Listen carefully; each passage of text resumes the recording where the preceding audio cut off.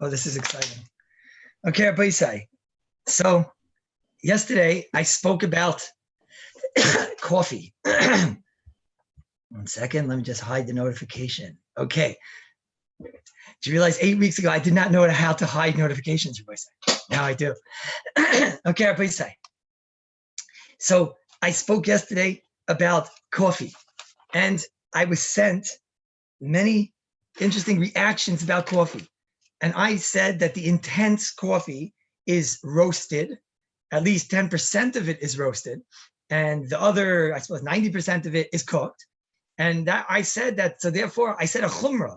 The chumrah is that you have to put it in a kli shlishi and not to use in a kli sheni, because if you're going to use it in a kli sheni, so then you're running into the shaila of yesh bishul acharafia that we are machmir on. However, the Mishnah Berurah and Sivkat Memhei tells us that we're only machmir on yesh bishul acharafia in a kli rishon and a kli sheni, but not in a kli shlishi, which means I said yesterday suppose I said a chumrah of sorts. That's what I thought I was saying.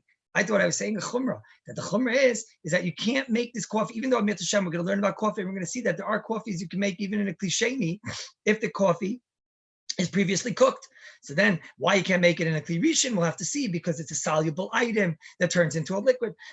But most coffees generally, you're allowed to be making in a kli sheni. Most pre-cooked coffees, you're allowed to make in a kli sheni. I said a chumrah yesterday that intense coffee, and I realize now it's not just intense coffee.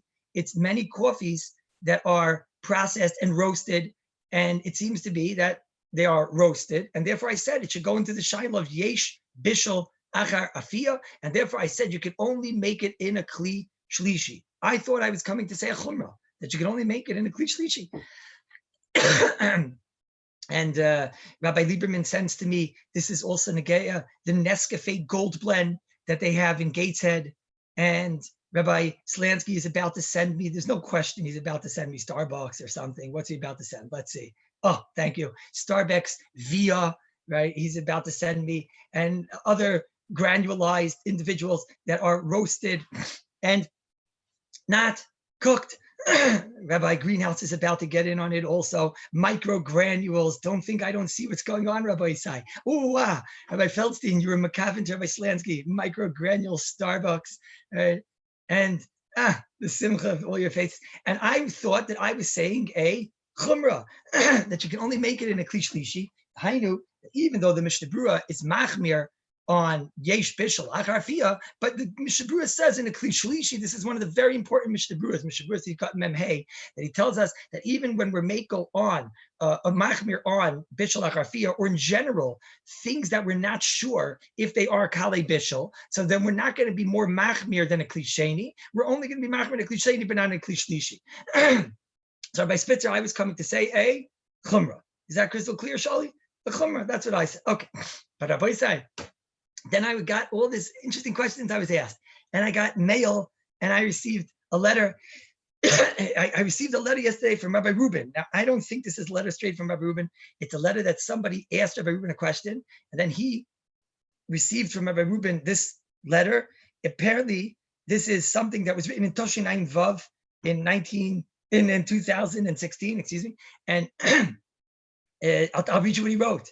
He wrote basically that Rabbi Kallus made a terrible mistake, mamish a terrible mistake. And I told you yesterday that on Shabbos I did this, and now it would compound the question, because we know that HaKadosh Baruch Hu doesn't bring any takala to tzaddikim's behemoths even, and it would come out lefi this, that not only did it come out mamish bishul deraisa, bishul deraisa. No, Rabbi Ratchkin, this is not brought in the Sefer Orchas Shabbos. This is brought in a letter that the author of the Sefer Orchas Shabbos, actually one of the authors, wrote.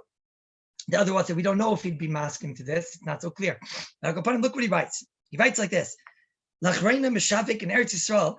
In Eretz Yisrael, they make this new coffee, this She'avar Talich Bishul. It has undergone a bishul process, and they put in it 3% coffee kalui. Now, I told you the one I had was 10%, but things have changed since 2016. Rabbi said 2016, Corona was a fiction movie probably, but lots have changed since then, Rabbi said. So Kapanim over here, he says that it has 3% coffee that is roasted. Now, since this coffee is not cooked, it's roasted. Therefore, you have to be chayshish for the Halachos of Bishul on Shabbos, and like any coffee that's not cooked. V'hinei, avshe yamokin lodin v'loymar shekevin shekoldin bin Bishul akarfia haredat tzemachlekes. So he says, so maybe you would make the mistake that Kallus made, and you would put this coffee into a kli shlishi. He says, amnam ze'enoi. That is incorrect. The me'achar that the Ramah says that we're machmer on bishul akarfia like the re'im, and kafe kalui, roasted coffee, a menu royas gets cooked even in a kli shlishi. So therefore, yesh ladin, it should have the din of tea that the gedolei hara were chayshish, and therefore it's aser bein in a kli shlishi, bein in a kli revi. So he's coming down and saying a new chiddush. He's saying a chiddush, and this chiddush is, we'll see in a moment, similar, but not at all the same, as a chiddush that I saw yesterday in the Sefer HaChoshev Zocher V'Shomer, Rabbi Falk's Shabbos Sefer, on the page 150 through page 152. And over there, they seem to say that they say the same halacha for different reasons, we'll see in a moment. But they both seem to say that if you take this coffee, this intense coffee, or other coffee, it seems to be there's lots of these coffees on the market, Rabbi say, and it seems to be these coffees are roasted, and it seems to be they have 10%, sometimes 15%, sometimes 3%. And these roasted coffees, it seems to be that if you would make them even in a kli shlishi, Rabbi Falk seems to say that's an iser deraisa. And not only does Rabbi Falk say it's an iser deraisa, Rabbi Reuben says it's deraisa, bein kli shlishi, and bein in a kli revi. Is a place like, but then it would come out that what are we going to do with the Gemara in Chulin? That Akash Baruch Hu doesn't bring a takala to the behemoths of tzaddikim.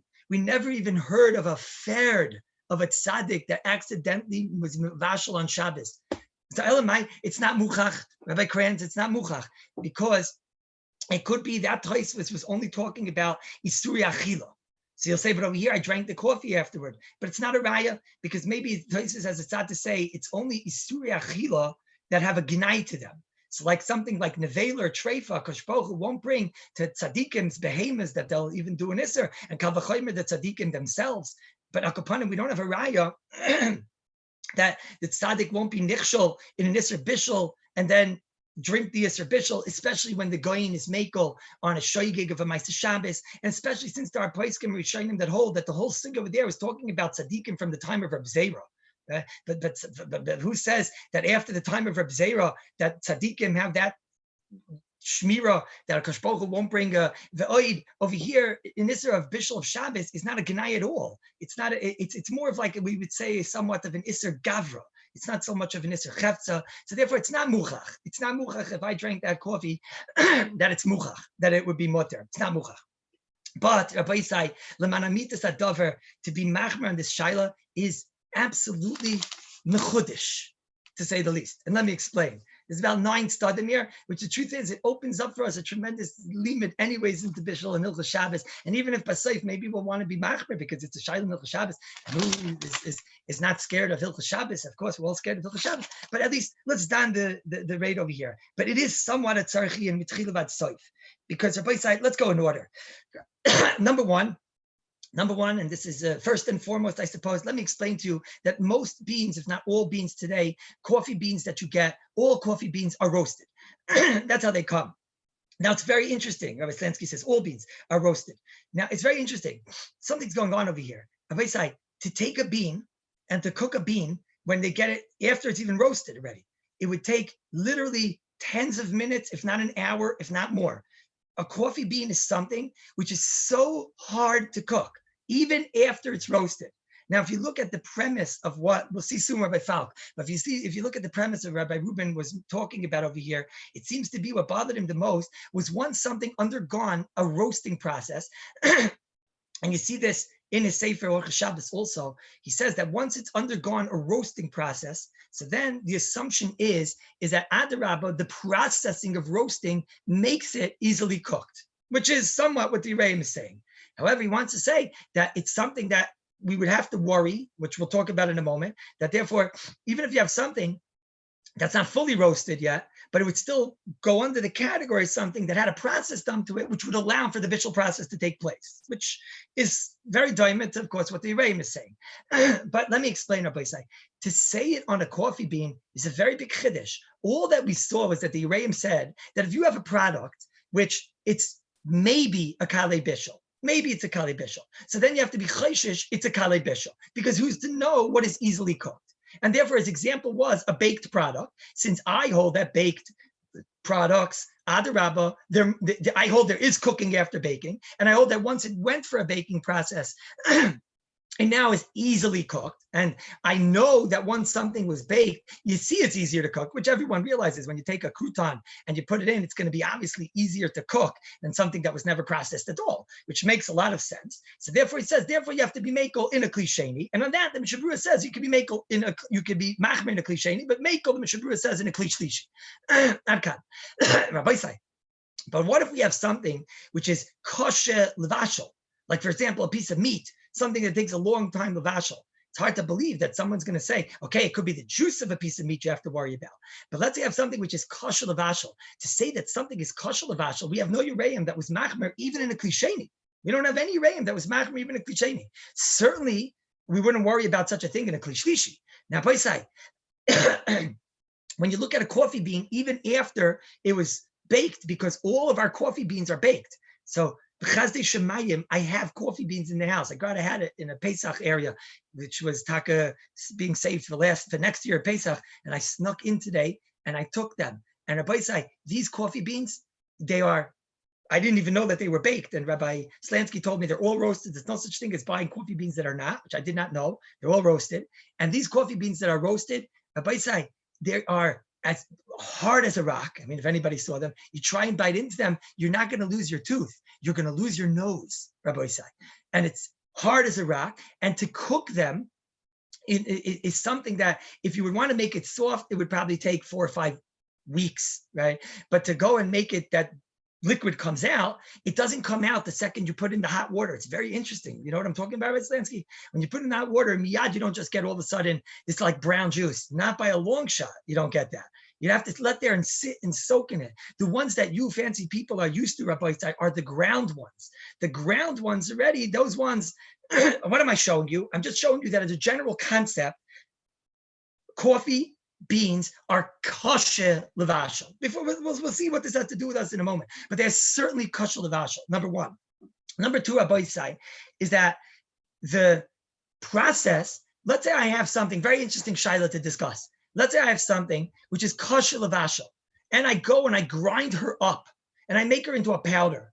And now, obviously, the hot water can get to every single side of it. So, do we say that when you have something which is kosher levashel, but you went and ground it up into a powder, which makes it now easily affected by the water, is that considered that she's a kalei bishul? Or do we say, no, b'malchus, this is something that in general is a kosher levashel, and therefore we don't make these types of chilukim? Rav Shlomo Zalman Auerbach, Zecher Tzadik Levroche, the great Goin, he, in his Sefer, in the Sefer Shmir Shabbos Hilchos, he says a most wonderful chiddush. It's not a very, very big chiddush that he says, but he says it nonetheless. It's in, excuse me, it's in Shmir Shabbos Hilchos, Perek Aleph, in the 174th hour over here. And he writes, Lo mistaber, that our tavlinim are like their tavlinim, because he says ours are dakim me'oid. They're dakim me'oid. Kol shekain that they're mitzvashel in a klisheni. He says our tavlinim, even though we're going to see in a moment that klisheni is mitzvashel everything. We're worried at least it's mitzvashel everything except for water, oil, and tavlinim and spices. But says Rosh Hashanah, something that's somewhat mistaber, that if you have something that are tavlinim, so therefore, if it's very, very, very ground and it's very, very affected, etc., so now the hot water can affect it, and no longer does it have that status of being what's considered a kosher levashel, and therefore it would, yes, have to be nervous that it would cook even in a klisheni. Derech Agav, who argues on that svara? The wonderful Sefer Orchos Shabbos in Perek Aleph in Ha'aretz Tzadi Zayin. He says a dvarim tzarich iyan. This is a tzarich iyan. Sharei stam tavlim in the Gemara talking that they're ground up very well, and that they're very, very diced and spiced and like very, very well, that they're sliced and diced very, very well. And he says he doesn't understand B'Shlom Zamen. And the truth is, me, myself, I can hear both ways. I will see in a minute that will probably therefore be machmer anyways in a klishlishi. But It's not such a pashut thing. So watch. Here you have a bean that when it's in its bean form is the hardest thing on this planet to cook. Okay, to say that that would cook in a klisheni is late sunnis almost. Now you take that same exact bean and you grind it up into thousands of pieces into a small powder, etc., etc. Does that now become kalei bishul? Very big shaila. The Orchos Shabbos holds no, and the Shlomo Zalman holds yes. I myself, I'm not to be machmir, I'm not to like the guy Shlomo Zalman. That's such a thing. It's not exactly what Chazal we're talking about. We have industrial fun of how we could grind up things into an oifen that they never dreamed of, and we'll see soon svaras that are daimah to this. For example, Rav Moshe says on a lemon, you have to be machmir, not put a lemon into a klisheni, because he says a lemon is used to spice the drink. He says, yeah, but Chazal didn't have a lemon, so I don't know if they would have had lemons. They would have said you could put all tavlinin into a tea except for a lemon. But if they didn't have it, you can't assume that is exeris akasiv of tavlinim. Whatever tavlinim they had, that's what they were referring to. So we'll talk about this, yes, no, etc. But at least the shayla, which means Rabbi say that when we're dealing with coffee, you have to remember that we are dealing with something which is a kasher levashel, and even when it's ground up, it is probably also a possibility. Sorry, it is a possibility that it's still a kasher levashel. Number two, we'll add this up in a moment. I just want to give a little background first. That's number two. Number three, Rabbi say, is big kasha. You want to hear my big kasha? If I would take that coffee that I spoke about today and pour boiling hot water and let it sit in the boiling hot water, you can't drink that bean, Rabbi say. If you drink that bean, go right to the hospital, Rabbi say. Don't pass go. Don't collect $200. Go right to the hospital because that bean is inedible. You ate a rock. You ate a stone. Right? That's a dangerous thing to eat. How come when I take these coffee granules in my intense coffee and I put it in my coffee, I could drink it. I drink the granules. Very interesting, no?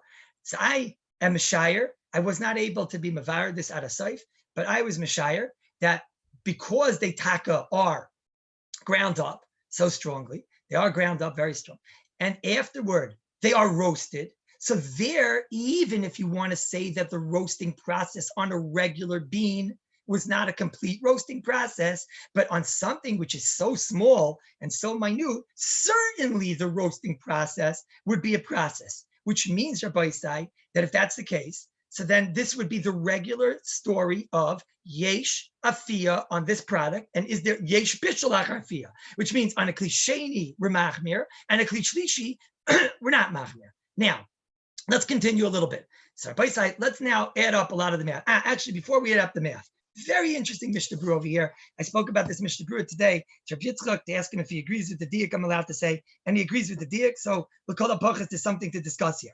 After the Mishnah Berurah that you all know by heart, that I see that Rabbi Danziger is hiding because he knows I'm about to ask him to say it to me by heart.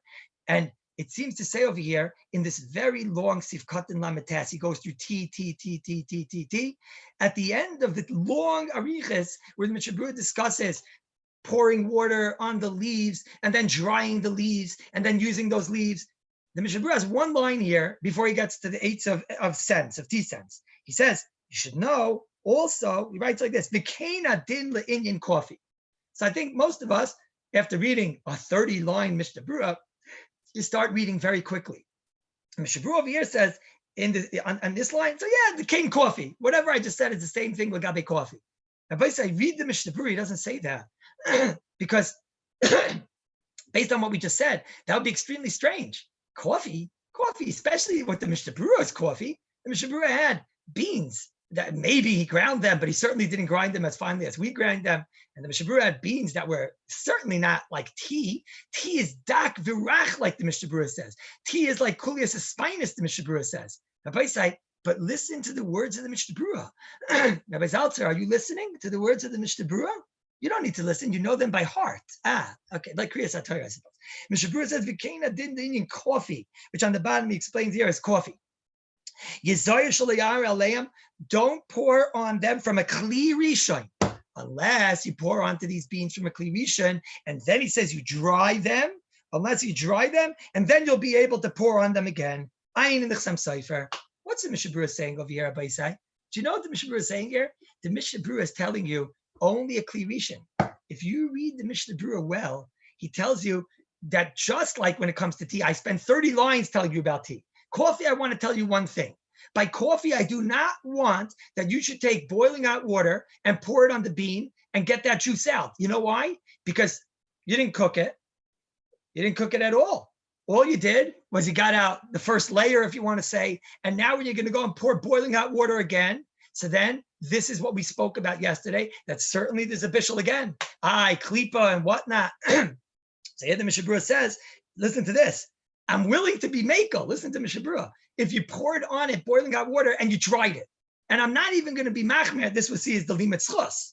The limit schos is that I'm not going to be machmer, kama you dried it if you want to pour water again, because whatever outside layer was boiled, that's the same outside layer that'll boil again. So the Mishnah Berurah over here is coming to say a kula and a chumrah. It's coming to say, if you take the beans and you pour boiling hot water on it, and then you dry those beans, so says the Mishnah Berurah, I'm not going to be moicha if you do that, because it's going to be mavashal kadei klipa. Says the Mishnah Berurah, it's not going to be mavashal again. Now, it says the Mishnah Berurah, you got to dry it, because otherwise you have the little bits of liquid over there. But says the Mishnah Berurah, but don't you dare pour lechatchila boiling hot water onto coffee beans that were never cooked. V'kein adin le'inyan coffee, says the Mishnah Berurah, lo ya'ar aleim mayim chayim mikli rishon, unless you did it yesterday. What did Mishnah Berurah just say? Mishnah Berurah just told us that what can't you do when it comes to coffee beans? You can't use a kli rishon. There's no Mishnah Berurah in the whole Sefer Mishnah Berurah, in all 697 simanim of the Mishnah Berurah, that discusses. Yes, I do realize that, Rabbi Markowitz. Look what he says afterward. He talks about tea afterward. Listen to his lashon. He says here, Vidah. He says, even though we were makel that if you want to pour boiling hot water onto the bean, in other words, you take the boiling hot water and you pour it onto the bean before, and then you dry it. I was makel, even though the Mishnah Berurah says, I'm not so happy to be makel on that, like we explained yesterday, because the Mogen Avram is v'daik from the Shulchan Aruch, that maybe it's going to cook further. He says, Yizayir shlo yamid ativa coffee b'toner of a kuchlin achas sheshafach aleim da ein iroi mevachok de klipa. That for sure you have to worry about. Rabbi Markowitz, that for sure you're going to have to worry that you're not going to go now and then mamish cook it up in a kli rishon. Vim kainlin is bashal etmar rakadei klipa. The achshav ayidei mother b'toner is bashal gamrei. Right now, the Mishnah Berurah goes on. He says, "Don't be moich if someone does this, but the best thing to do is to make tea sense." Rabbi say in the whole Sefer Mishnah Berurah, he never tells you about if you made coffee beans in a kli sheni. He screams about kli sheni. Oh, does he scream? Sounds like from the Mishnah Berurah that the Mishnah Berurah would have allowed you to make coffee beans in a kli sheni. He just warns you about one thing. He warns you, don't make coffee in a kli rishon, the hainu, for the first time. Don't go and pour boiling hot water on coffee beans for the first time. If you did it on Erev Shabbos, I'm not moicha on you if you dry it and do it again. And also what not to do is if you pour water on it, don't go and take those beans and now put them in a kli rishon, because that's, of course, going to cook it the whole way. But there's no Mishnah Berurah that tells you that you should not pour kli sheni on coffee beans. Why not, Rabbi Isai? Why isn't there any Mishnah Berurah? My lave tells me because coffee beans are kasher lavashel. Coffee beans, Mishnah Berurah would be makel even in a kli sheni. Coffee beans, that's the example of tavlin. You know who says this, Rabbi Isai? The Igros Moshe, in what we spoke about back then. The Igros Moshe said, even if I'm willing to accept tea, that was that interesting Igros Moshe that he said, because tea colors the water and whatever. But he says, coffee, I'm not willing to accept at all. If coffee is not a tavlin, then what is a tavlin, says Rabbi Moshe Feinstein. Now, Rabbi Isai, now we're all equal. Let's add up all of this math together and see why there's a makom to be makel on intense coffee in a kli shlishi. All right, let's add up everything that we said today and try to add this all up together, Rabbi say.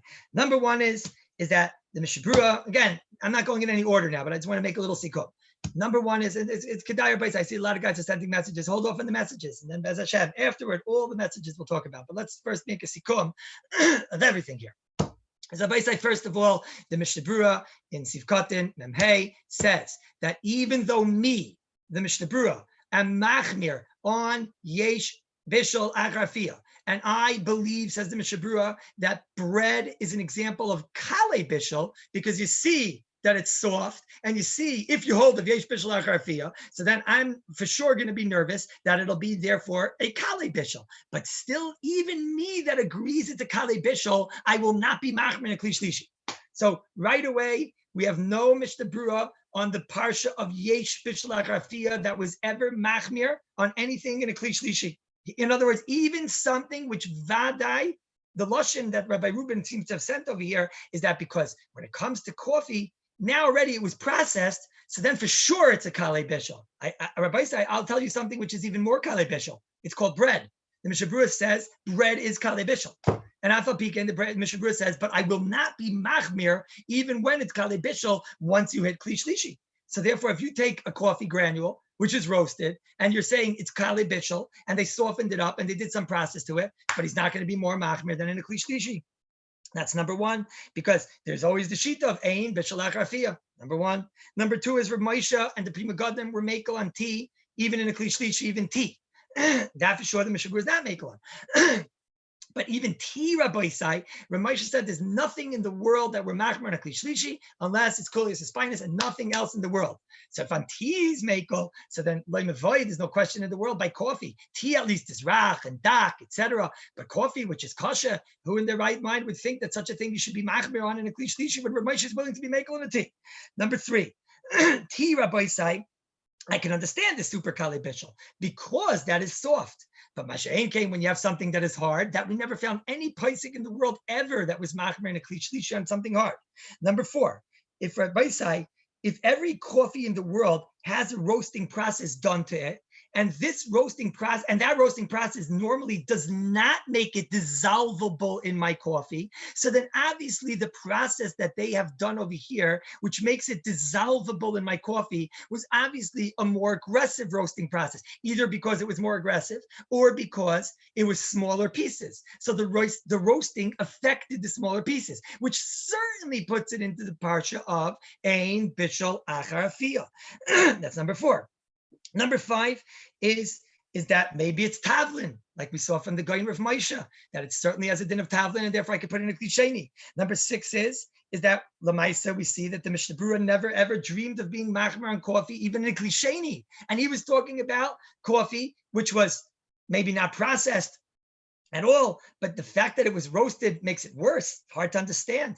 Another Nakuda Baisai is Rav Falk. Zecher Tzadik Levracha, in the 152nd page, he also wants to be machmir, but it's a little bit not fair.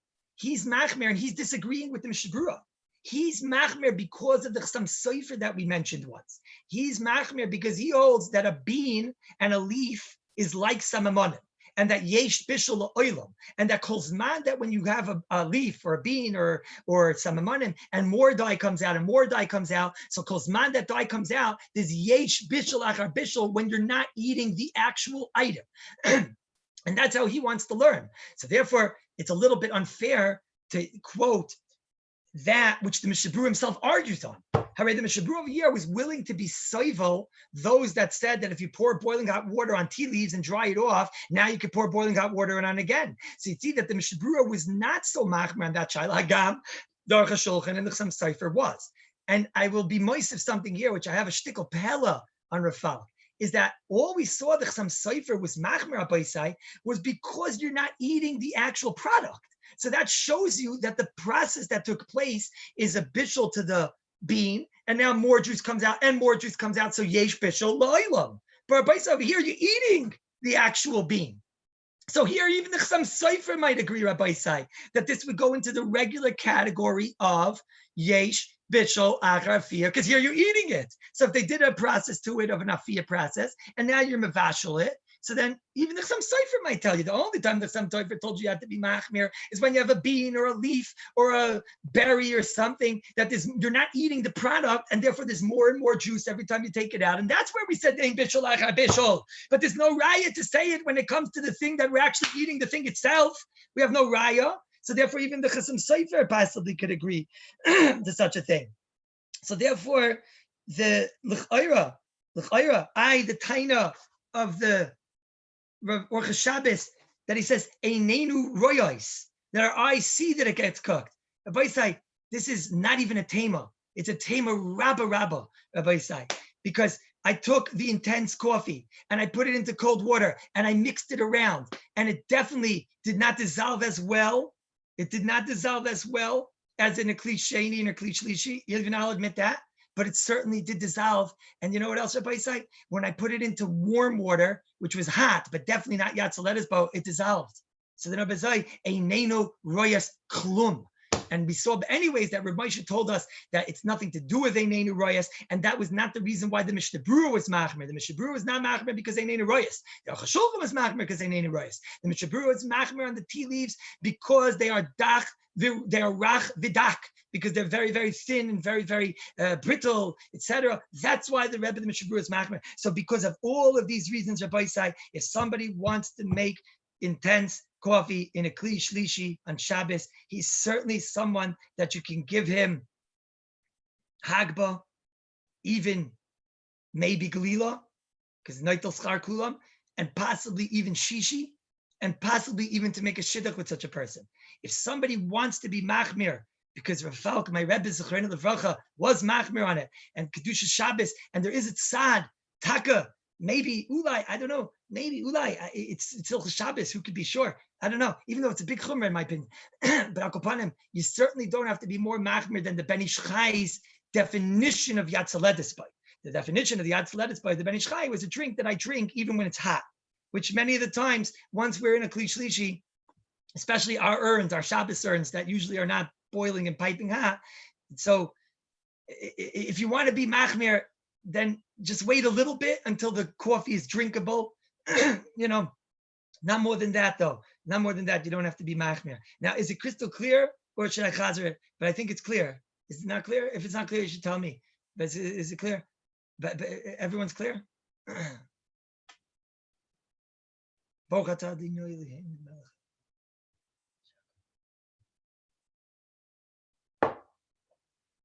Crystal.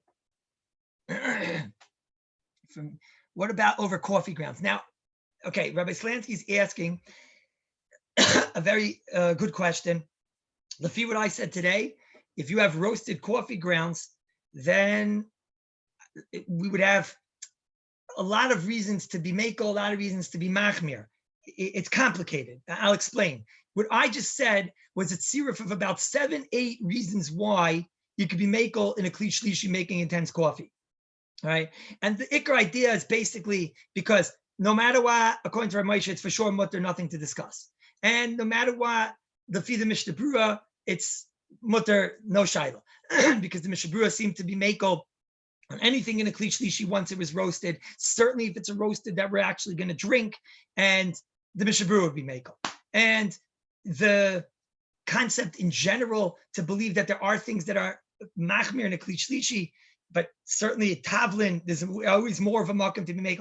All those added together to base our kula that we said. But the only problem is that when you're dealing with roasted coffee granules and you want to pour over it boiling hot water, so you do have an aruch hashulchan that clearly would forbid. And he does go with some cipher because you're not eating the actual item over there. And even though I keep telling you the Mishnah Berurah doesn't necessarily machmir like that, the Mishnah Berurah just says ein limchos on that. It does seem to be the Mishnah Berurah is somewhat troubled about it, and he doesn't love this idea. Again, I admit that by coffee, the Mishnah Berurah, there is a makom to read the Mishnah Berurah by coffee would be makel, but there is some cipher, and there is an aruch hashulchan, and I see that Rav Falk was machmir on that. So I would be a little bit more nervous about the coffee granules that you're not actually, the coffee beans that you're not actually eating. There I'd be a little bit more nervous.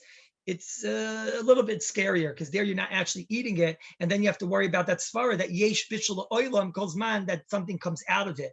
I'm a little bit more nervous when it comes to that. Again, I'd probably be makel if the water was Ben Ish Chai water. I'll call it. I hope everyone understands what I'm saying. In other words, like the Darkei Tshuva said, the Moira asks, is it, what was the lashon we said from the Darkei Tshuva, that if it's too hot to drink, right? So then already don't make it. But if it's not too hot to drink, the truth is, Rabbi Isai, it's 45 degrees Celsius out there, Rabbi Isai. 45 degrees Celsius. That for Americans, Rabbi Isai, it's like 115 degrees out there, Rabbi Isai. I don't think you need to have a piping hot coffee. Rabbi Hershoff, what are you doing over there with your coffee? You know how hot it is over here? Just looking at you makes me hot. So I don't know if you need to have right now piping hot for the next 3-4 months, Rabbi Isai. So then if you want to make a coffee that's like 120 degrees or something like that, you know, that's a coffee you could drink down, and you want to pour it on your coffee beans, there is a makim to be makel in a kli shlishi, we'll call it, or whatever, and to be seimich on that which we're saying. Is that crystal clear, Sruli? I hope that's crystal clear. Okay.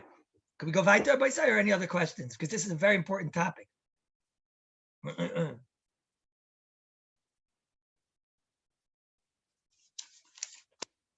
It's 59 Fahrenheit in New York. Yeah, I know, but you're feeling the shpuz of the Rebbe. Now, okay, let's start the shira, Rabbi Say. Is that crystal clear? Yeah. Okay, let's start. A full chazar. I should make a chazar. Okay, I'll make a quick chazar. All these svaras, Rabbi Say, are extremely important svaras, Rabbi Say. Number one is that you're getting a gewaltige limit over here in what is the level that we're machmir on a kli shlishi. When you have something that is a tavlin, you have to remember tavlinin are something that medina de gemara are mutter to put inside a kli sheni. Second of all, this is a tavlin, which is a very hard to cook tavlin in general sense. Elamite, but now is ground up. And now, so everybody say, because it was ground up and roasted and melts into my coffee, that's a reason to be machmir? That's the biggest reason in the world to be makel, Rabbi Say. Mamanashach. Ad kama that you're saying it's hard, so then maybe it's so hard and it remains hard, like the Orcha Shabbos himself says. Elamite, you're saying they ground it up and processed it into such a way that the roasting affects it and allows it now to dissolve in my coffee. Then you're seeing that the afiyah has affected the product. So then if the afiyah has affected the product, so that it's based on the regular rules of yesh bishul achar afiyah in a kli sheni and not in a kli shlishi. But you're certainly not going to be machmir in a kli shlishi. Void. Over here, Rabbi Say, we have Rav Moshe that was never machmir. We have a Mishnah Berurah that has a strong mashmoyis that in coffee he would have been makel in a kli sheni. And the kitzer, when you put that all together, so then I think you could be makel, even if some sofer would agree, like I said, because some sofer is only talking about a bean or a berry or a tea leaf, that you don't actually eat the leaf itself. And what you do is you take out from it constantly. Here you're eating the product itself. So then obviously the process of the roasting that took place in this product is considered a proper afiyah. And now it's the regular rules. I would not make it in a kli sheni, Rabbi Say. I would only make it in a kli shlishi. But in a kli shlishi, certainly it's a makom be machmir. If a person wants a makel, if a person wants to be machmir, so then just be machmir to the point of where you would be able to drink it when it's hot. If you're able to drink it when it's hot, then that you could be saying those shitas that's not considered anymore yatzalevis. If you make it so hot, but am I going to make it this week? It could be lechvoid the Rafalk. It was yatzav mipiv from Adam Gadol. So Chavmoira. Even though I don't agree with it, and if Falk would be here, I would be able to ask him. But and the truth is that the Olam is going to say, but when he was in my sukkah, we discussed it, but I did not realize all that I realized today. And these 8 studim that I'm saying now, I did not have back then. And now that I read it inside, I see that Iker Cheshvan that Falk was going with was the Chsam Sofer. And when you see the Chsam Sofer inside, he's clearly not discussing a case of where you drink the actual product. The Chsam Sofer is talking about where you're pouring onto the product and it's taking out, and on that, yesh bishul oilam like some amanim. Derech Agav, the Mishnah Berurah argues on that. So certainly, if somebody wants to be makel, he could be makel. Me, I will not make it unless I have the Ben Ish Chai, but like the Ben Ish Chai, I will be making it on Shabbos. Let's put it like this. I'm still hiding under a rock because of Corona, Rabbi Say, and I'm not going to the supermarket to buy coffee. So this is the coffee that I have this Shabbos. Elamai, that I'm not going to have a coffee on Shabbos, but that's a Shai Levainik Shabbos. I cannot have a coffee on Shabbos. Elamai, so I'll do it the way the Ben Ish Chai did it, that I'll make it, that it's hot, and Kule Haiv Ulai. Kule Haiv Ulai. I gotta have an idea. What I could do is like this. I'll make the hot water, then I'll put in the milk, and then afterward, it'll have cooled it down to like 160 or something like that. And then I'll put in the kli shlishi, and then I'll put in the coffee. It doesn't matter. Like your mother says, it all goes down anyways, right? You know, it all goes down anyways. What's the difference of what order you put it in, right? Sure. So I can put it, and then that's how I'm going to make the coffee, right? Rabbi Lieberman says, why don't I make coffee essence on Erev Shas? Interesting idea. That's a very interesting idea. I hear. Rabbi Slansky says, because that's gross. I hear. I don't know. I would have said that you don't have to be machmer in this shaila more than the Ben Ish Chai more than the Darkei Tshuva, more than that Rav Moshe that we said over what they considered that Tzeletis by. The Brits mamish don't chap the coffee. Okay. I didn't realize it was going to be that. Okay, Rabbi say. Let me get weiter. Okay, Rabbi say. Now we start the shir. Is everybody excited? Rabbi Greenhouse, are you clear? Are you clear? Yeah? No, because you haven't seen human beings in a few days now. So maybe the four walls are getting to you over there of the asylum. You're okay?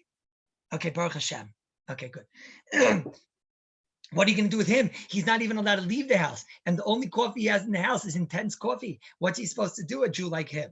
Right? What's he supposed to do? Now, Rabbi say, let me again. Now we start the shir. Be'ezus Hashem Yisparach. Rabbi say, let's discuss Tachlis once and for all. How much are we machmir on this klisheni? Now, I know a lot of the inyanim were interspersed, discussed here and discussed there. But the Rabbi said, this is how you learn Bishul. You get a concept here, and then you get more musagim and more musagim until you get the whole picture of Bishul, which is the greatest miksaya. It's such a miksaya, such a gewaldige limud, Rabbi say. So the Gemara in Shabbos and Daf Mem on the base says those murdik averta shma mina kli sheni einam avashal. It's unbelievable, Rabbi say. Imagine telling this to a guy. The Gemara says mefurish kli sheni einam avashal. Right? And by us, mamish, kimat, everything in the world we're going to be machmir on. Imagine explaining this to a guy. He would probably die on the spot from the kedusha of hearing such words. He wouldn't understand us, Rabbi Isai. A cliche is einoim mefashel, and we go on to be machmir on everything. Okay, so what is it that we're machmir on? Let's make charts now. Okay, let's try and categorize everything here. First of all, the Mishabru and Sivkot Membei says, even though klisheni, we are makel on, obviously we're going to build, but even though we're makel on klisheni, like Dina the Gemara, but the Gemara says there's something called mechsi kemavashal.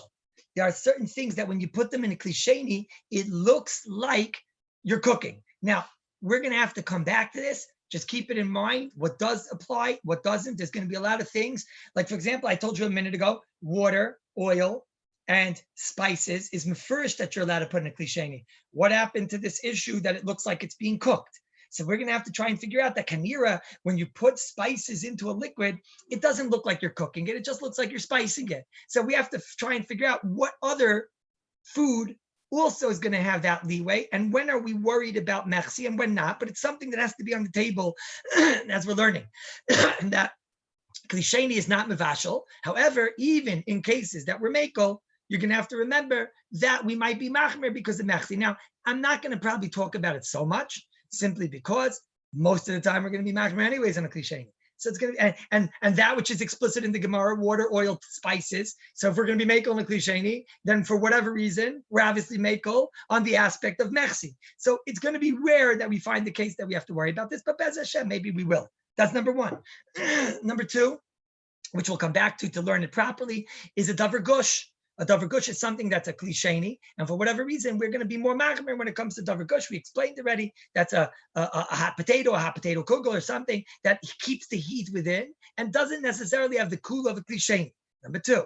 Number three is yad nichvis bay. Yad nichvis bay is a chayodam, which we're going to learn in Miyat Hashem. The chayodam seems to say a chumrah that if you have a boiling hot cup of klisheni water, which is, I'll just say now a number, whether it's real or not, like 195 degrees.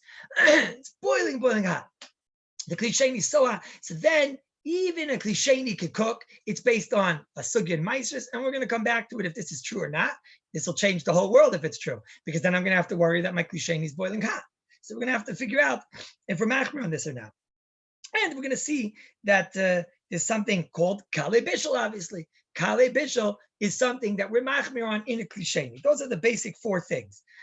Another thing, the Mishabru I said yesterday in Shin Chafal Sivkot and Samachet Ches brings a prima godim, that if you have a klisheni, which is very spicy, boiling hot spicy, we'll have to see maybe some Svardish dish or something, but some boiling hot Svardish dish in a klisheni, it seems to be that, yeah, we're going to see Rabbi Rosenberg when we learn a Kli Shlishi. We'll see. He's asking Kli Shlishi, is there Yad Nichvis? We're going to learn a Mitzvah Shem Yad Nichvis, and we'll see it's probably no such Mitzias anyways of Yad Nichvis once it hits Kli Shlishi. Once it got cooled off by two walls, we don't have to worry that it's so boiling, but we'll see.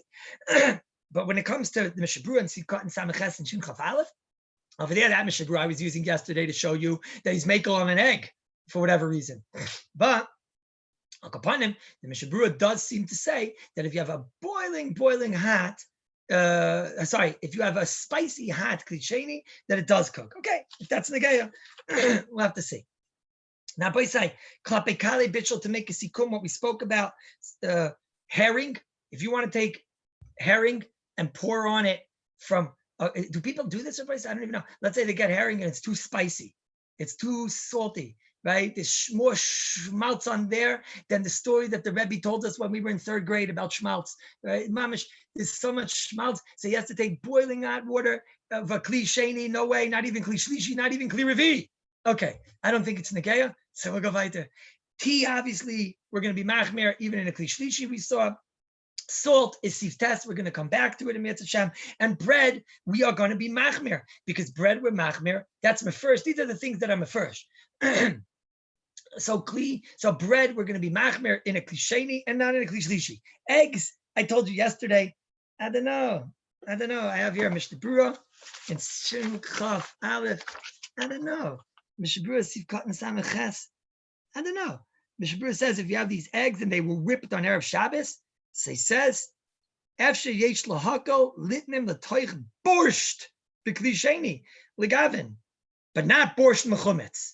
Over here, this Mishnah Berurah is unbelievable. Not only is he telling you can put eggs in a klishlishi, he's telling you can put eggs in a klisheni. What's that all about? Why isn't he at least worried that eggs is kali bishul like every other product that we don't know about? And Mamish Rabbi say every achron is machmer on this shaila. Chayodam, the chazain ish in nun ches yutes amnam levashel beya b'klisheni that they got to let us bite. That I aser because we see it cooks. He says, Yishloimar Beitza Maker Din is Kali Bishul. So therefore you can't put in a klisheni. I suppose he would be making a klishlishi. I don't know. So I don't know. We have to come back to that. I don't know what happened. It's in the first Mishnah Berurah here. It's not an interesting Mishnah Berurah. The Mishnah Berurah says we are machmir on all types of things because we don't know what's klisheni, what's Kali Bishul and what's not Kali Bishul. So why, when it comes to eggs, is he taka makel? It's taka weird. Interesting. I don't know. I imagine Rabbi saying that most every product, unless it's vadai, like let's say a tea or something like that, I imagine most every product in the klisheni b'di eved we're going to be makel on. That's important to remember.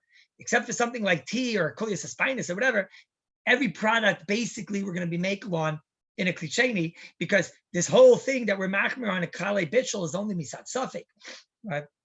That which we're misupik and that we take on that everything is kale bishul is only mitzat safek.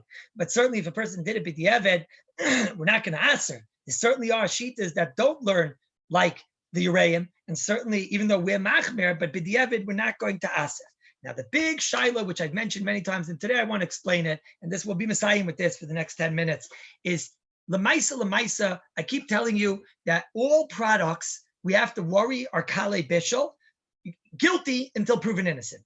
The Uraim, we explained, says that Mefurish and Reish Ayin Daled, Loi lahachnes Shabbos shum davar in a klisheni. And he goes on to say, even in a klishlishi, we'll see. This is brought in the Smag. He says, Ein anu bekiyim badavar atkal ispashal v'roi lahachmer bekulan. Who goes with this chumrah? The Magen Avraham. In Sivkot in Yudches, Magen Avraham says, Yesh dvarim amavashlim ve'ein anu bekiyim im kei b'shar dvarim yesh lahachmer. Now, the Mishnah Berurah brings this in Sivkot and Lametes, in Sivkot and Mem Beis, all over the place. The Mishnah Berurah brings this. Kasvu apoiskim yedei azu yesh lahachmer nami b'shar dvarim shelo litnim b'klisheni. Who's machmer on this? The Balatanya, the Chayodam, the Graz is machmer on this. I mentioned the Ben Ish Chai in Parshas Boy. Kasvu apoiskim, we're not baki. What's rochech? What's not? Therefore, kol dover don't put into klisheni. So it seems to be Igris Moshe. Rebbe, the Igris Moshe in Daled Ayin Daled Tesvav Beklisheni Yesh Dvarim Amis Bashlim Umemela Ein Anu Yoidim Yesh LeEser Bekol Davar. So this is clearly non-haga of the Ashkenazi Jews and the Sephardi Jews, it seems to be, and the Chassidish Jews, Rabbi Yisai, and the Shmir Shabbos Hilchos, which is one of the certainly most nafet svarim in Klal Yisrael for the Shabbos. He says in Sifnim Tes Kol Davar. Game over. There is no shaila. We're machmir, right? Why exactly Mishnah Berurah is makel on an egg? I have no idea. I don't think you should be makel on this Mishnah Berurah because I don't understand it, and it's a tzarachian. Sheinberg Zechron Levelcha once told me, if you have a Mishnah Berurah shaloi bim koimai, and bim koimai the Mishnah Berurah is machmir or makel, you go with the Mishnah Berurah bim koimai. This would be a good example in Shidn Yeches where he's learning Bishul. He's machmir on the shaila of kol davar not to put in a klisheni lechavchila. Over there, for some reason, he was machtas neshvisendik and he was makel for the klisheni. I have no idea why, especially that it's an egg and an egg is so. If you want to know, can I put an egg in a klishlishi? No, that far I'm not going to be machmir. If the Mishnah Berurah Mefurish allows you to put in a klisheni, so in a klishlishi we can follow the chapter, right? It's true. Rabbi Lieberman's asking, what do you mean? Here the Mishnah Berurah doesn't talk about an egg, but here the Mishnah Berurah says on every single product. Mishnah Berurah's lashon is yesh la'achmir b'shar dvarim. Shar dvarim is guilty until proven innocent. So therefore, I don't fully understand it, but that's l'chayrazeh. Now, Rabbi say in Bnei Brak, I'm going to take you guys to Bnei Brak today. What's the difference? You're not in Yerushalayim anyway, so I'm going to take you into Bnei Brak. Except for Rabbi Siegel and a few of the other guys, and Rabbi Greenhouse. But Rabbi Greenhouse is anyways dressed like a Bnei Braker right now, so therefore he won't mind coming with me to Bnei Brak. Now, Rabbi say, welcome to Bnei Brak. In Bnei Brak, I gave a shiur a few years ago on machlekes in between the Igros Moshe and the Chazon Ish. Everybody there was expecting 20 machlekes in Igros Moshe and the Chazon Ish. Everyone's expecting to hear, 20 kulas from Rav Moshe and 20 chumras from the Chazon Ish. Obviously, that wouldn't be a fun shiur. So therefore, I had 20 kulas from the Chazon Ish and 20 chumras from Rav Moshe in the same sugyas. And not like some, weird chumrah, of the shita of Rav Moshe klape a mitzayra muchlat or muzgar or, some other weird things. Things like, no. Mamish, real, normal, halachas, yichud, and whatever, and Shabbos. Let's see if we could put this in the list. Rabbi say, the Chazon Ish in Bnei Brak, when you go to Bnei Brak, they tell you that the Chazon Ish, there's a lot of conflicting reports about what was the Chazon Ish's shita about this Yereim. Conflicting reports. Let's try today to learn up the shita of the Chazon Ish, and we'll be messiahing with this. The Chazon Ish, I'd say there are about 3 or 4 Iker Chazon Ishes here that I found, and we'll try to see what is the shita of the Chazon Ish and what exactly is all the bilbo in the shita of the Chazon Ish. The Chazon Ish in Nun Beis Yud Ches says, he brings down this machlekes. Is there Kallus Bishul? Is there on something Kallus Bishul? Do we have to assume everything is Kallus Bishul? He brings down the machlekes. He brings down the Mishnah Berurah. He brings down the Mogen Avram, and they say you should be machmir b'kol davar. Umiu says the Chazon Ish. Ishleimar cave in the mayim v'shemim mavur b'gemara. All right, it says water and oil are not Kallus Bishul. That they're not mivachel and klisheni. So he says, Ein lahachmir rak b'pas. Only be machmir on one thing. The only thing you have to be machmir on is that which the Smag spoke about, which is bread. Why bread is worse? Because once you agree that yesh bishul achar fiyah, so then it's already been processed. In other words, once you agree to the first premise that it's already been processed, and that's already could have another bishul process, so it's going to be the most easily cooked. But we don't have to assume that other things are easily cooked. Basically, he's saying that hukvar ofui noich l'spashal avaloi b'shar dvar. Says the Chazon Ish, what's my raya? Says the Chazon Ish, my raya is from the whole Yeridea. What does he mean? He says, go and look in Yeridea, and over there it says in the Shulchan Aruch and Ramah that we're making on a klisheni, right? At least b'diavad we're making on a klisheni, and nobody makes chalukim and talks about Kallus Bishul and meat, which is not Kallus Bishul, and vegetables of Kilei Kerem. He says, how come we never have a case? You call up the Rav, you tell the Rav, Sekevena Klisheni, Oivei. The Rav says, Klisheni? All right, what? You're boiling hot Orla, you're boiling hot Orla, pineapple, according to those sheet. Okay, I'll go back. I don't get involved in other story, but you're boiling hot orange, which was Orla touched. Your hot, say it like this, your orange went into your coffee. That's a normal case. You dipped your orange into your coffee and it was an Orla orange. Okay, so it's a klisheni, it's mutter b'diavad. Why aren't we worried for Kallus Bishul? Why aren't we worried? If over here in Hilchos Shabbos we're worried about Kallus Bishul and a klisheni, says the Chazon Ish, elamai, because we're not worried about Kallus Bishul, and you can assume a klisheni is ein mavachel and kol tuv. I would have answered, what's the answer that Kallus would have answered and all of us would have answered? We would have said, shiny Shabbos were more machmir. That's what we would have said. The Chazon Ish will tell you, pum fakeret. Shabbos where you need bishul, not just blias. So there, if anything, we should be more makel because it's harder to be mavashal than to baileya. So if you're being machmer on Shabbos, then for sure you should be machmer in Yeridea. So the Chazon Ish says, therefore, the only place I'm going to be machmer is only by bread. Basically, wherever the poskim said you should be machmer, will be machmer, and nothing else. Now, by saying the way the Chazon Ish, the way it's written here is tamua. It's mamish tamua because he says kimoy that it says in the smag. Okay, lemaisa. You look in the smag inside, and you look in the Yereim inside. What the Chazon Ish is quoting, and it says pum fakert pum. The same first loy lahachnis b'Shabbos shum davar, and the Magen Avraham is quoting just that. So the etzim Chazon Ish is a hafla de kapella, mamish kapella. The only thing I can answer is that the Chazon Ish meant that we're only machmer on what they accepted, where they, I don't know, I have no answer on this Chazon Ish, but right now we're not trying to figure out the answer to the Chazon Ish, we're trying to figure out the sheet of the Chazon Ish. But that's what it says in the Chazon Ish. The Chazon Ish says, so I only am machmer on bread, don't put bread in the klisheni, but everything else, onions and everything else, yes. That's one Chazon Ish. However, there's another Chazon Ish. The Chazon Ish that I read you a moment ago, I read you two. One I read you was the Chazon Ish by eggs. The Chazon Ish by eggs, the Chayr is not like this. I just read you from the Chazon Ish in Nun Beis in Sivkat in Yutes. He says, Omnam levashal beya b'klisheni, an egg in a klisheni yatzaleza, vaday aser. So that for sure is aser. So here you could say it's an egg, because an egg he felt was a super kali bishul or something like that, which he goes on to seem like he's saying over here. But it's not a raya to anything else except for an egg. Okay, but now the plot thickens. There's another Chazon Ish. The Chazon Ish over here, he brings actually a few of them actually, but the Chazon Ish over here in the same exact sivkat in Rabbi say. I'm not reading different sivkatins. I'm reading the same sivkat in Yutes, but it's all very long paragraph over here. It's got paragraphs and paragraphs. Here says the Chazon Ish. He starts talking about that Chaye Yodam that I mentioned. The Chaye Yodam says that there's a chumra of yad nichvis pai. And that means that what? That when you have a cup of boiling hot water, klisheni, and it's even more than yatzaledis pai, it's yad nichvis, it's your finger, if it goes in, we get scalded. We'll say it's like 190 degrees. So the Chaye Yodam says that we're machmir, and that you're not allowed to put anything into a klisheni. So he says, should we be make on this shaila? So we'll die in the shaila. The Chazon Ish has a whole need in here. He says, but lemaisa yeshla kashal hakol b'Isser Shabbos. How could you be makel on an Isser Shabbos?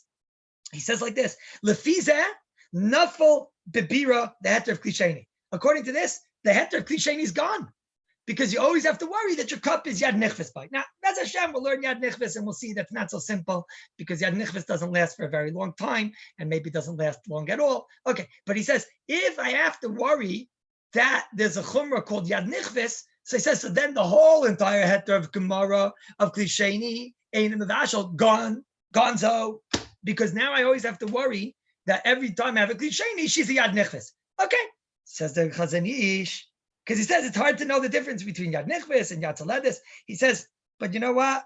He says, what's the difference? Bilav hachi. Anyways, noigin lahachmir b'klisheni b'yad tzaledes. He says, what's the difference? We're anyways machmir klisheni. Why?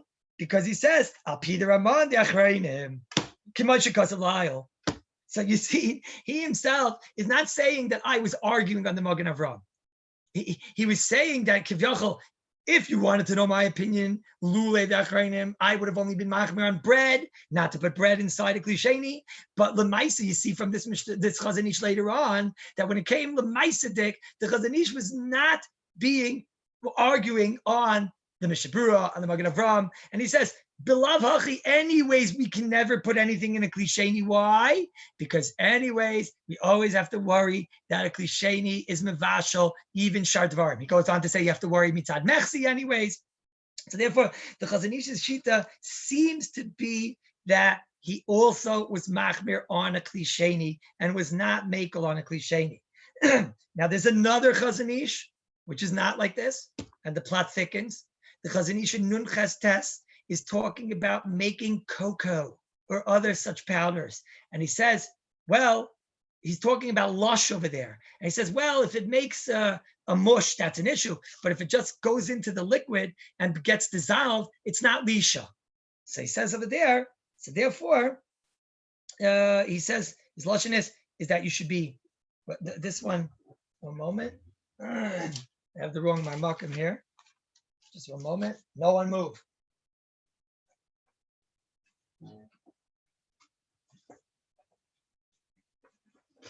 Who moved? I saw someone move. I have the wrong marmakim here.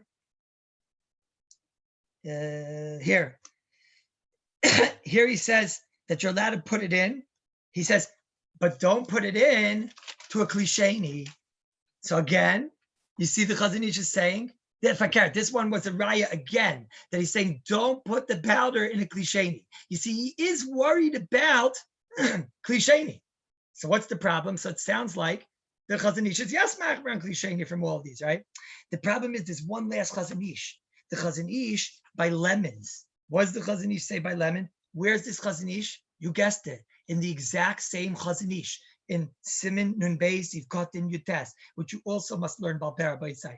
Over here he says, Venira, you're allowed to put a lemon in a klisheni. Now we're going to learn about lemons. Lemons is a shayla. Maybe lemons is a spice. I told you before, Chazal didn't have it. And that's why Moshe says you have to put a lemon in a klishlishi, not in a klisheni. But the Chazon Ish says you could put her in a klisheni. Why? Said the Chazon Ish, Bitzad mechsi kemivashal. There's no mechsi because it looks like a spice. Meaning he's learning it's not a spice, but it looks like a spice. So therefore, it won't have the mechsi issue. He says, Umishum Kallus bashal. Elamai, you're worried that it's easily cooked. Ein lachzik bistam. We don't have to assume things are easily cooked unless we know. So here the Chazon Ish is going with not worrying about klisheni being mavashal. He says, unless it's yad nichvis. Okay, when it's yad nichvis, you have to worry. So Lemaisa. If you would ask me, the Chazon Ish's own personal shita is klisheni's mutter. On anything that you don't know, you can assume it's mutter, like lemon, like this. If you want to know, if you would ask the Chazon Ish what to do, the Chazon Ish is going to tell you, no, Vada don't make it in a klisheni. If you want to know in the Chazon Ish, Kilu, if there was nobody else that argued on him and he would have told you, this is how I learned the sugya, klisheni's mutter. However, if you want to know if somebody would ask the Chazon Ish what to do, I don't believe that's what it seems like over here. It seems like when I talk to the cocoa and this and that, I buy lemons. It sounds a little bit muddy. By the lemons, for some reason, he does let you put the lemon in here. I don't know. I don't know.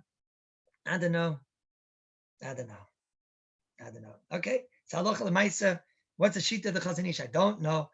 Akapanim, it's just a little bit of a bayah. It seems to be the Chazon Ish himself would have been Mekel, but he's telling you, but they're not Mekel, so you're not going to listen to me anyways. If how are you going to listen to the Mishnah Berurah? What did the Chazon Ish tell us, Rabbi Isai?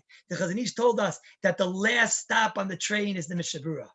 The last stop on the train, let's say that train that started from Moshe, that went all the way to Ezra Sofer, that went to the Ches, to the Rambam, to the Shulchan Aruch, to the Ramah, to the Magen Avraham, to the Mishnah Berurah. The Mishnah Berurah is the last stop on the train. Everybody else is a minor stop, but the big stops. So Chazon Ish is going to say, what, you're going to listen to me? I got a hold that a klisheni's mutter, but you can't listen to me. Of course, you have to listen to the Mishnah Berurah. So therefore, if you want to know, could you put anything in a klisheni, the Vaila, tomorrow we'll go through the cases. But the Vaila, it's cold over, even according to the Chazon Ish, you don't put in. Tomorrow, Mitzvah Hashem, we'll go Bez Hashem, finishing up the shitas. What about klishlishi? What are the examples? What are the cases, Bez Hashem?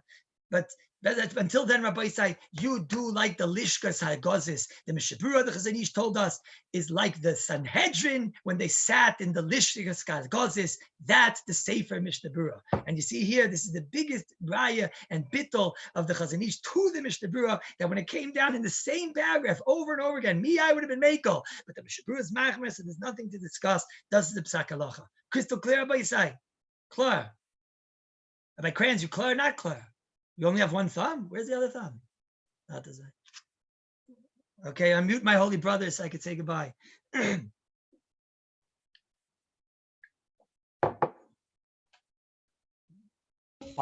apologize, and then we'll come in, and it'll be fine.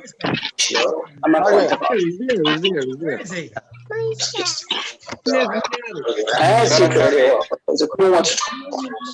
Was today clear, Rabbi Isai? This is where the gold is, Rabbi Isai. This is it, Rabbi Isai. This is where the gold is. Hi, Rabbi Moira, with your hot borscht. Rabbi. Spicy hot borscht.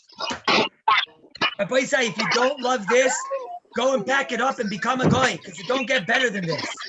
Goodbye. Love it, Rabbi. Love it. If you don't love it, then goodbye. Kol tuv. A goy, an ugly one.